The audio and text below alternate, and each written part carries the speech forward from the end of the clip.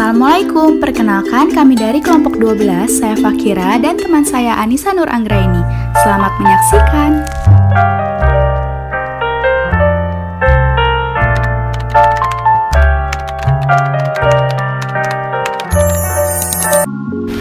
Pengertian negara. Menurut Dr. Wiryono Projodikoro, negara adalah suatu organisasi di atas kelompok atau beberapa kelompok manusia yang bersama-sama mendiami suatu wilayah tertentu dengan mengakui adanya suatu pemerintahan yang mengurus tata tertib dan keselamatan manusia. Sifat-sifat negara. Menurut Profesor Miriam Budiarjo dalam buku karangannya Dasar-Dasar Ilmu Politik pada tahun 2009 halaman 49, sifat negara terdiri dari yang pertama sifat memaksa, yang kedua sifat monopoli, dan yang ketiga sifat mencakup semua peraturan perundang-undangan yang berlaku.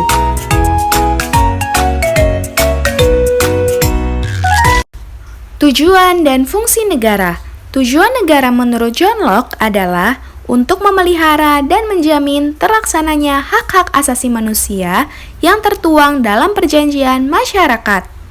Sedangkan menurut Roger Hasoltau pada buku Diarjo 2019 halaman 48 mengemukakan tujuan negara adalah memungkinkan rakyatnya berkembang serta menyelenggarakan daya ciptanya sebebas mungkin. Namun, terlepas dari ideologinya, setiap negara menyelenggarakan beberapa minimum fungsi yang diperlukan. Yang pertama, pertahanan. Yang kedua, menegakkan keadilan. Yang ketiga, melaksanakan penertiban sebagai stabilisator. Dan yang terakhir, mengusahakan kesejahteraan dan kemakmuran rakyatnya. Fungsi negara. Secara umum, negara memiliki 4 fungsi, yakni yang pertama, fungsi pertahanan dan keamanan. Yang kedua, fungsi keadilan. Yang ketiga, fungsi pengaturan dan keadilan. Dan yang terakhir, fungsi kesejahteraan dan kemakmuran. Hubungan negara dengan pembangunan. Setiap negara memiliki tujuan yang menjadi target untuk diwujudkan. Dari banyak tujuan dan target yang telah ditentukan, kesejahteraan rakyat merupakan salah satu hal yang terus-menerus diusahakan perwujudannya.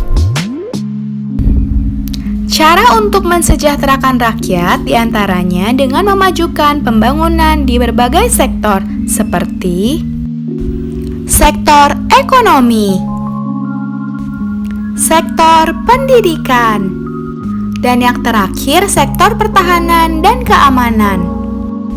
Negara memiliki lembaga-lembaga dan aparatur-aparatur yang memiliki tugas dan tanggung jawab untuk melaksanakan pembangunan.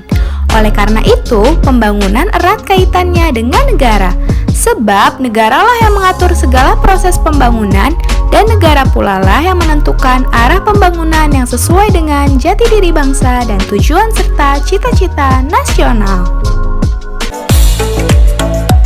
Peran negara dalam pembangunan. Menurut Kamal Mathur, peranan negara dalam pembangunan dapat dirinci dalam 3 perkara. Yang pertama, investasi. Pemerintah mengeluarkan bermacam kebijakan agar dapat menarik sebanyak mungkin investor supaya masuk ke dalam negeri. Contohnya, infrastruktur yang memadai. Yang kedua, bidang perdagangan. Misalnya, kebijakan bea ekspor murah, bea ekspor yang tinggi, dan perlindungan terhadap produk dalam negeri. Yang terakhir adalah keuangan, seperti penanganan masalah inflasi. Pembangunan. Hakikat pembangunan.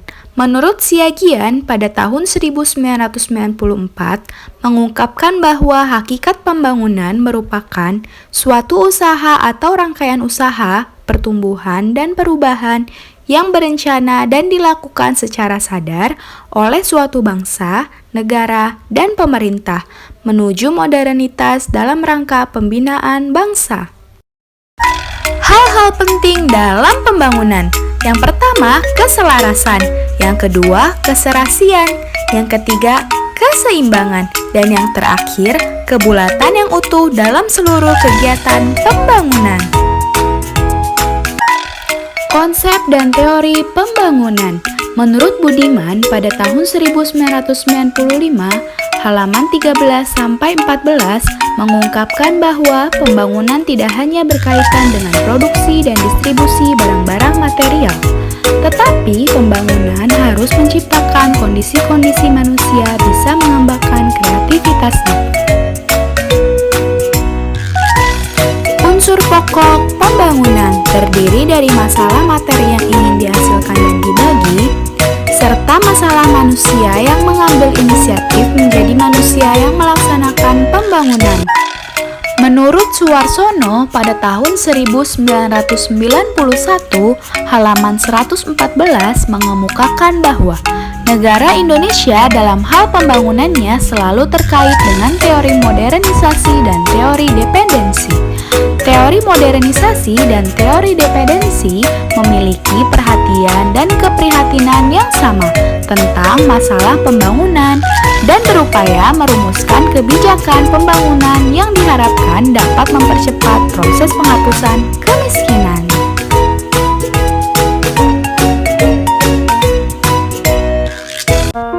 Tujuan pembangunan. Tujuan pembangunan terdapat pada Undang-Undang Dasar 1945 pada alinea keempat. 1. Melindungi segenap bangsa Indonesia. 2. Memajukan kesejahteraan umum.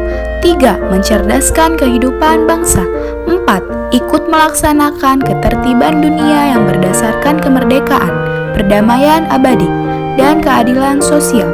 5. Mewujudkan suatu keadilan sosial bagi seluruh rakyat Indonesia.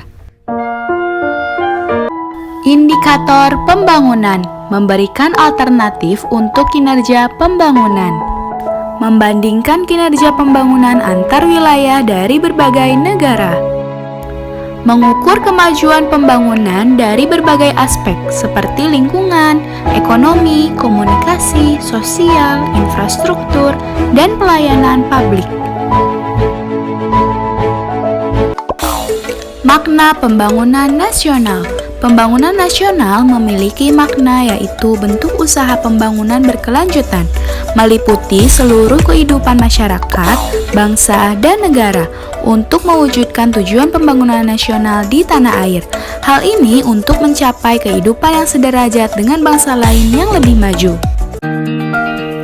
Asas-asas pembangunan nasional. Yang pertama, asas keimanan dan ketakwaan terhadap Tuhan Yang Maha Esa.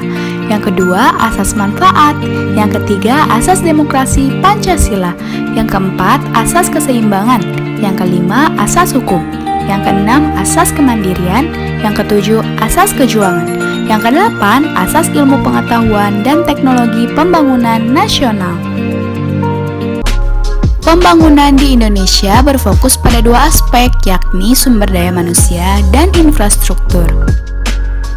Tujuan pembangunan sumber daya manusia.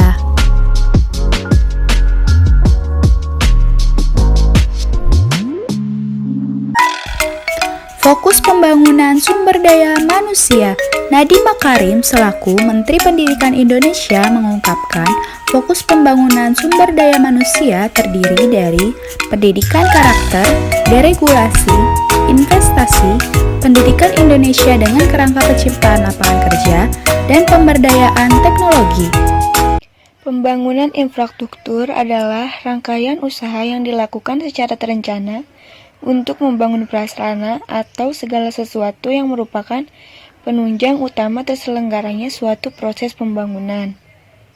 Masa pemerintahan Presiden Joko Widodo menyuguhkan berbagai pembangunan infrastruktur berdasarkan Perpres Nomor 58 Tahun 2017 tentang percepatan pelaksanaan proyek infrastruktur. Peran pemerintah dan swasta dalam membangun infrastruktur. Pemerintah berperan dalam 1. Menyusun strategi dan kebijakan struktur. 2. Memberikan dana pinjaman. 3. Mengawasi aturan main untuk melindungi kepentingan swasta sekaligus kepentingan masyarakat atau konsumen. Pihak swasta berperan dalam sebagai penyandang dana dan memberikan pelayanan sesuai dengan kontrak kerjasama yang tidak disepakati. Kelompok Jalan. Jalan, jalan raya.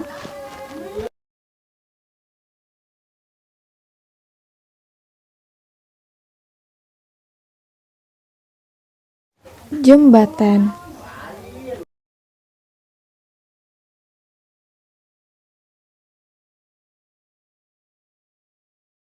Kelompok pelayanan transportasi.